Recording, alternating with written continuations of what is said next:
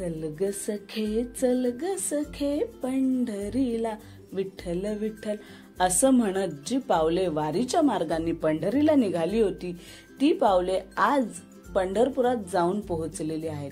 सर्व पालख्या सुद्धा पंढरपुरात जाऊन ठेपलेल्या आहेत. त्याचं कारण एकच आहे की आज आहे आषाढी एकादशी, सर्वात मोठी एकादशी. त्या निमित्तानेच आपण आज खास मेन्यू करणार आहोत. तो आहे साबुदाणे वडे. साबुदाणे वडे हे खूप जणांना आवडतात. त्यासाठीच मी रात्रभर साबुदाणे भिजत ठेवले होते. ते सकाळपर्यंत छान फुललेले आहेत. त्याच्यामध्ये मी भाजलेल्या शेंगदाण्यांची भरड घेतलेली आहे आणि उकडलेले बटाटे कुस्करून त्याच्यामध्ये ॲड केलेले आहेत.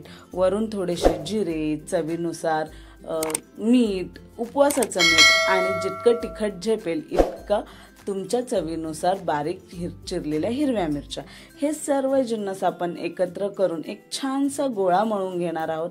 आणि त्या गोळ्याचे तुम्हाला आवडतील त्या साईजमध्ये आणि त्या शेपमध्ये वडे करून घेणार आहोत.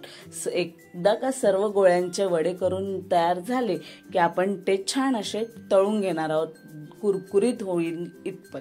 त्याच्यासाठी मी गॅसवरती ठेवलेली आहे कढई. कढईमध्ये घेतलेलं आहे खूप सारं तेल आणि त्या तेलामध्ये आपले वडे दोन्ही साईडनी गोल्डन रंग येईपर्यंत छान असे तळून घेतलेले आहेत.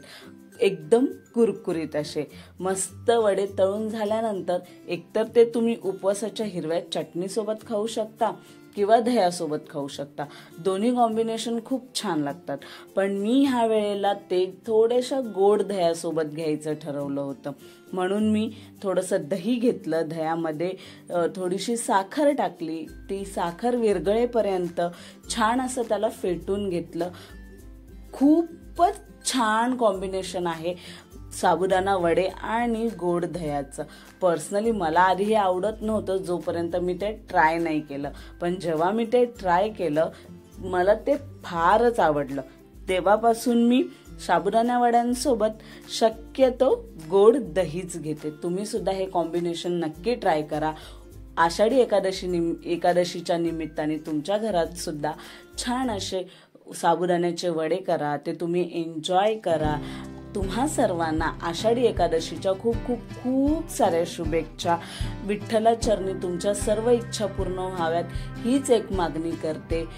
Bye, enjoy.